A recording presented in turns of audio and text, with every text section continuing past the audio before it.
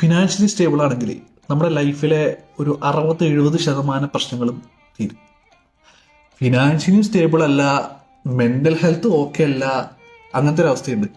ഈ middle class ഫാമിലിയിൽ ജനിച്ച് വളർന്ന് ഇപ്പോൾ കുടുംബം നോക്കണ കുറച്ച് പിള്ളേരുണ്ട്. ആ പിള്ളേർക്ക് അത് കറക്റ്റായിട്ട് മനസ്സിലാവും. സോ ഈ പാട്ട് ഞാൻ അവർക്ക്